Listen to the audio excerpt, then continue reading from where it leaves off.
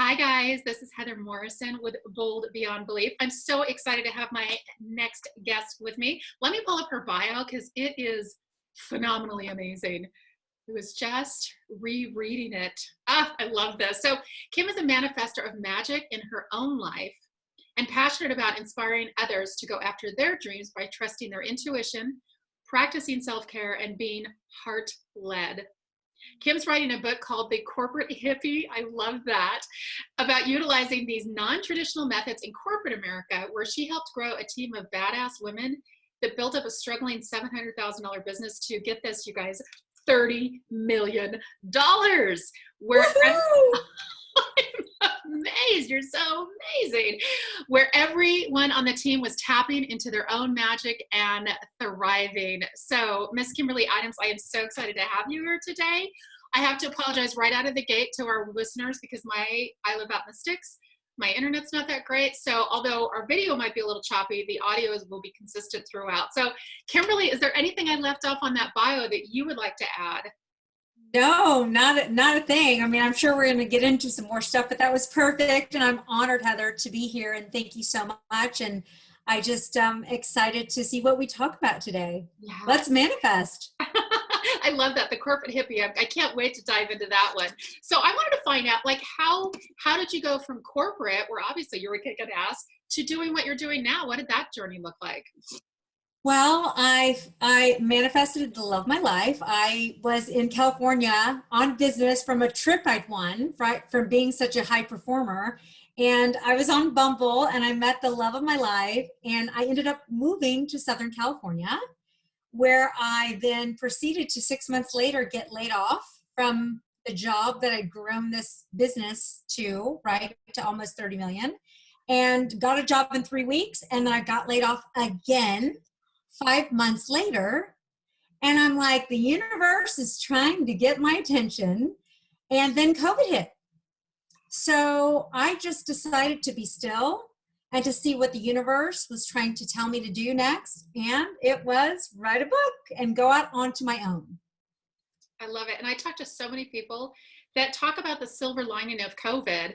This has kind of allowed us to kind of go within and relax and kind of, I just feel like a little chrysalis, right? I feel like a little butterfly in a cocoon, just going back to tap into what feels natural and what we need to be doing, not necessarily what we should be doing, but what we need to be doing. So I love that you took this time to figure out that you needed to write a book and that the universe kept spitting you out, like the ocean keeps spitting you out, like, get out, you don't belong in corporate, right? I mean, it was going to force me to take this time, but I love that you use a butterfly because that's all over my book cover, because butterflies are the only creature that completely emulsify and change complete forms. Right? They emulsify? I mean, they liquefy? They like the butterfly. Once you know when you go to the from the caterpillar to the butterfly, it changes complete forms, right? It completely becomes a different being. And that's what I feel like happened to me in some of this COVID. And part of what I think I've been leading my whole life with is just doing things differently. And I just think the time and the stillness of COVID has allowed many of us, right, to wake up to our true purpose. Yeah, I love that. I love that. One of my favorite stories about a butterfly is that we tend to want to make everything easier for everybody, right? We don't want to struggle. And I heard once that there was a chrysalis and the little boy tried to open up the chrysalis to, because he knew that it was started to shake. So the butterfly was going to emerge, right? And the butterfly died because when they break out of that chrysalis and they shake their wings, they're shaking the blood into their wings. And without that struggle, they die. I just love the analogy of that. I just got goosebumps. I mean, it's so true. And part of, right, I talk about is manifesting, and there's a lot of beauty to that, but there are the shadow pieces and the pieces you have to go through, right? The healing of the trauma in order to know that you're worthy of all the desires of your heart. Exactly. So we talked about kind of what your journey was along the way. And I get that some of your challenges along the way were that you got laid off twice. Yes, absolutely. Got laid off twice. I am, I was living in a 600 square foot apartment after I'd been divorced for a few years. And here I moved out to California. I'm now living with, I'm a bonus mom for a 7 and 10-year-old after not having my own children. And I'm in a nice size house where I'm running a household. So and then I'm living with my boyfriend who I dated for 3 years, and we dated long distance when it's just magic every time you see each other. Well, then COVID hits, I get laid off twice. His mom's here for 4 months. We're doing e-learning and homeschooling, and my whole world was turned upside down. And there were moments when I did, the struggle was real, but it made this beautiful butterfly, right? The stillness, the trusting my intuition that what is meant for me is not going to pass me by. And I just held on to that. Yeah, let's sit in that for a minute. What is meant to be is not going to pass me by. What an abundant mentality. Yeah, when you're going through all of those things, and again, many of your listeners and viewers, I'm sure, have gone through so much more than I could even imagine. But we have that inner strength and that resilience that, the more we force something sometimes, the more struggle we make for ourselves, and the more we allow that flow, God is going to bring us the exact person, the exact timing, the exact purpose when we are meant to have that. And before then, it's too soon. Yeah, well, and I love that you talked about manifesting your boyfriend. Because I did the same thing with my husband, and I met my husband on Match. So there must be something on this online thing. I love it. There is. And, women that aren't open to it, Heather, I'm always so like, well, if I'm amazing and I think I'm pretty incredible, why wouldn't another incredible person who would like me be on it? Like, but again, that's part of that positivity mindset, right? What we tell ourselves becomes our truth, right? Yes, Our beliefs. exactly. Yeah, it's funny because when I started going on Match, I was working so much in corporate that unless I was at a stop sign and somebody threw themselves on the hood of my car, I wasn't going to find a guy because I wasn't into the bars and I didn't want to be hooked up and that kind of. And I love doing it online. I call him my Frankenbride because I got to design him, right? I got to say, I don't want this. I want this. I'm not interested in that. I'll take some of that, right? And I got to piece them together and I manifested that, and boom, and there he came. So I love that. That is so awesome. Oh, and again, it is about that belief of, that's so funny that you would have had to hit him with your car. How long have you been in your relationship with your husband? We got married in 2006. So what is that, 15 years? Oh my gosh, congratulations. And again, it's real, right? But you do have to take action, right? For the person that, just doesn't like going to the bars or doesn't want to meet somebody online, I'm kind of thinking to myself, well, then if you're not doing all these other things, how do you expect someone to show up for you? Like, it's not just going to happen without some action. And that's like with business or anything, right? Just me doing this book, it was one little step at a time. I didn't know what the end was, right?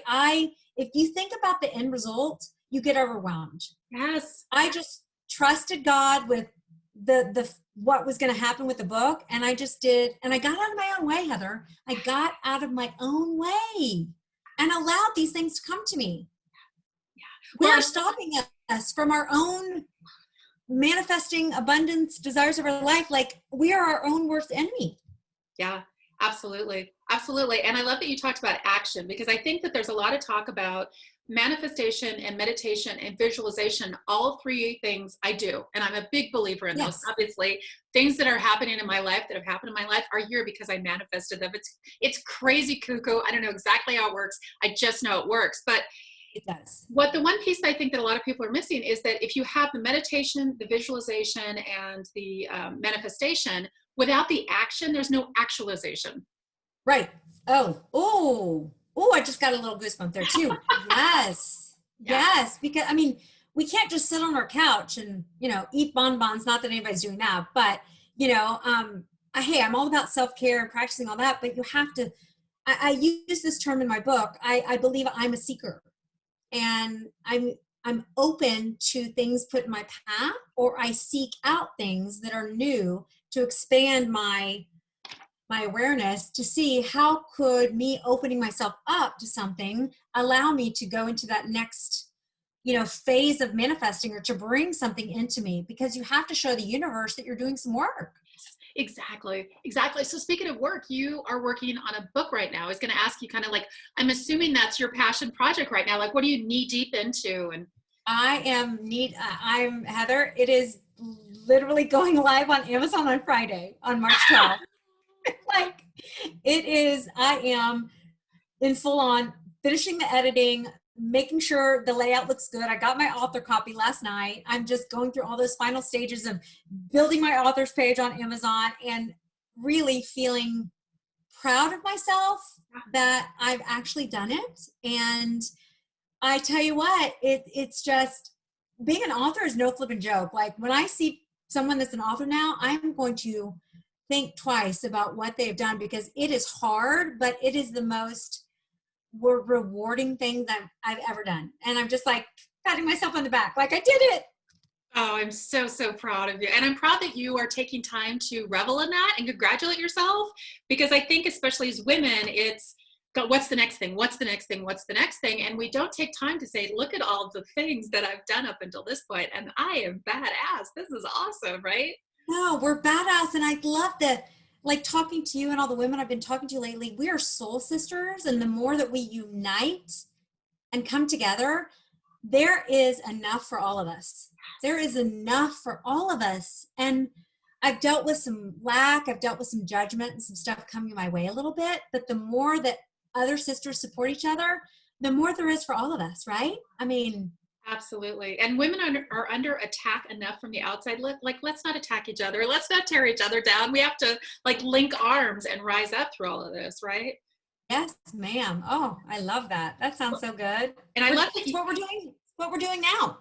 yes, exactly. Exactly. Well, and I love that. I love when you said, you have a whole new respect for authors, because if we all think about, which we've all done in business, sitting down to write a Facebook post that's like 4 sentences long and then thinking about doing that for chapter after chapter after chapter, I applaud you. That is a big production. Well, it was definitely I will give my, the universe some props, because I do feel some of it was just came to me, right? It was channeled. And the name of the book, The Corporate Hippie, was put into my head. Like I didn't come up with that. It was literally downloaded. I love So, downloaded. I love that idea. so I believe that through some of the stillness and the meditation and things that we do, part of the manifesting you do, it's that's where all our ideas come from. That's where our purpose whispers to us, right? Our higher self telling us what to do, where to go, when to say yes, when to say no, what to grab onto, what to let go of, I mean, we just have a whole roadmap and a whole guidance system for our whole life if we tap in. Yeah. Well, and I love that you talked about the manifestation and the visualization part. I think that for me, I can point back to huge leaps in my business and also in my personal life when I got really still and listened, because I have a 12-year-old son. And I remember when he was an infant, it's all tied up in diapers and feeding and sleeping. And I mean, your mind's a snow globe all the time, right? And so I didn't have time to think during the day. And yet Yeah. when I put him down at bed at night and I rock him and the whole house was so quiet. And that's when my brain started unpacking. Oh, okay, now I understand. I could totally do it that way. That's a genius idea. But unless you give your mind that space and that quiet to unpack all of that and to really listen to what the universe is, like you said, downloading to us, we never get it, right? Yes, absolutely. And I think and you can do it in little moments too, right? A silent walk, turning off the radio in the car. It's simple little things like that where you start to hear those whispers and they get more clear the more that you are able to just tap into silence, even if it's 5 minutes a day. Yeah, exactly. So now that you've done your book, and I cannot wait to grab it on Amazon, I was so excited for you. What I often ask people what their 5-year vision for their company, but since COVID hit, I ask people like, what's your 90-day vision for your company? Oh, I love that. So 100% my focus is the book, right? So I have other downloads coming about other books to write. It's crazy once you actually finish a project, what starts coming in. But my whole purpose will be the book the next 90 days, promoting it, trying to get on some TV shows, doing podcasts like with you, I am reaching out to some independent bookstores because I self-published. I did this myself. I got out of my own way. So I'm going to put it in such demand where a publisher will pick me up because of all the work that I've done of spreading my message and my brand. That's my goal. I love it. And so you've never published a book? No, it's the You've first never time. you've never written a book, No, and you figured it out. I did with some help, right? I had a Of book course. coach and someone to help me, and I had my editor, but through Fiverr and through all of these different places we have available to us, I was connected with amazing people, women who have helped me get here and supported me and cheered me on along the way. And I think the biggest thing I had, Heather, was I imagined this Barnes and Noble and this glossy cover and all of these, really grandiose type of things when I first started writing a book. And then I just was like, why don't I get out of my own way and just make it simple and self-publish? And so that sped up the process from taking another year and a half to being 6 months. Wow. Wow. Yeah. Yeah. It's interesting how we are our own worst enemy most of the time. We are, and if we just make things a little bit more simple, like what is our joy? Follow the fun, and where can you make it simple? Yeah. What's interesting to me is that, as you know, I try to use this as my litmus test, that if I wouldn't say it to a friend, or I wouldn't allow a friend to say it to me, I don't say it to myself. So what's interesting to me is that there's so many people, like when we talk to ourselves, I think, okay, if this was a girlfriend that was talking to me like this, she'd be out, she'd be gone. Like I hit the road, right? I wouldn't put up with that for a girlfriend, but my mind tells me No way. Mm-hmm. And I find myself during the day having to say out loud, okay, knock it off. Like, you're done. I'm not listening to you anymore. Yeah, mine is delete, delete, delete, delete, right? Delete, and then replace it with something else, right? And it's just little simple, like catching it, right? Just being aware and just catching those little things, because we're human, right? We're going to have these things happen, of course, but the more that you can capture your thoughts, oh my gosh, like it will change your life. Yeah, absolutely. Absolutely. And So your business. yeah. I want to find out from you. So a lot of people ask the question, what's something that you would have done differently? But I like to add to that. What's something that you are really grateful that you did do along the way, whether it was in your business or in your life? I've always sought to get, like for my personal, I guess, development, I've always been okay with asking for help. I've always been okay with seeking therapy, or asking or getting a life coach, or whatever it was. If I was noticing there was a struggle in my life, I do not like to suffer. Okay. My suffering is like, I have a very low tolerance for suffering. And so the moment I would start to suffer, I would start to look at what can I change? What do I need? Who can I get help with? And sometimes it was simple as going to, I actually, and I talk about in my book, I used to weigh 190 pounds. I'm 5'2", so I was definitely in the obese category, and I dealt with that. And there are free meetings. I went to Overeaters Anonymous meetings. So just the fact that I was able to notice when I hit a wall or when I hit a struggle, asking for help, like reaching out for that help, I think is the biggest thing that I've done. And I've always had faith and trusted that everything's going to be okay. Oh, I love that. I love that. And you had talked about that early on in this conversation about like kind of like letting go of the outcome of things. We can't control it. We think we can, right? And we are magical, powerful creators, 100%. But we're also human beings that have to deal with some of the actual life stuff that comes up, right? Along the way. Yeah. Yeah. Yeah. And I think it's so much easier. That's one of my superpowers, is letting go of the outcome. I have an intent and I have a plan, but I let go of the outcome because I'm kind of lazy that way, in that it's too much effort for me to try to control everything. Just let it go. Absolutely. And the universe has, and when I end my manifesting, my journals or whatever I do, I say this or something better. I love that. I love that. Because then you allow for the magic to really happen, because God may have a way, way, way better plan than I do. So I'm open to that plan too. Yeah, this or something better. I just got cold chills. That is really, really powerful. Wow. It makes a difference. It makes a difference. What's the best piece of advice you've ever gotten that you could share with us? You know what? It's about courage. It's about stepping into something even when it's hard. I've had a lot of scary times in my life where I've had to do things that were different, or I had to do things that were new, getting laid off twice, moving to California, becoming a bonus mom. But being able to step off that cliff in faith and trust that the universe has me and is holding me.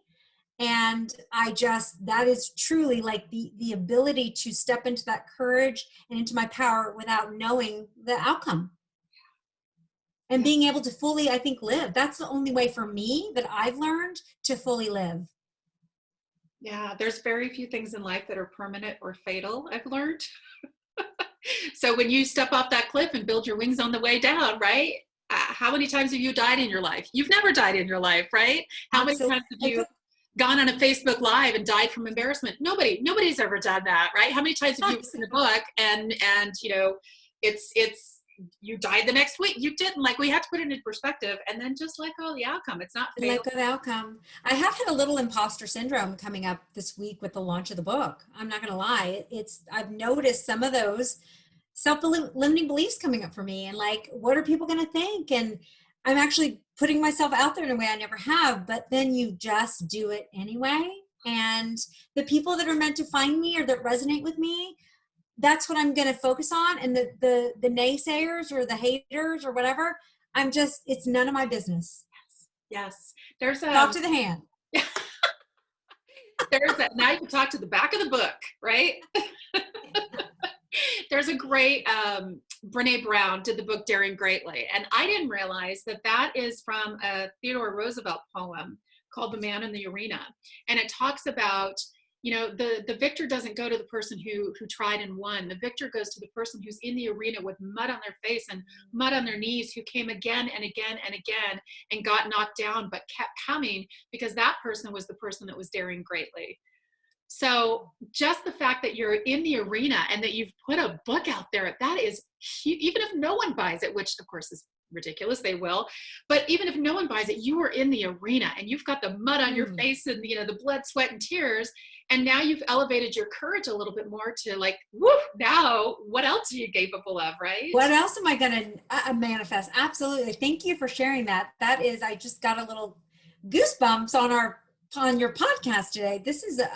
That is exactly, it's like, I'm going to keep trying. And if I fail, but I learned something along the way. It's not going to stop me. Exactly. And I had that, I've been hearing this song in my head.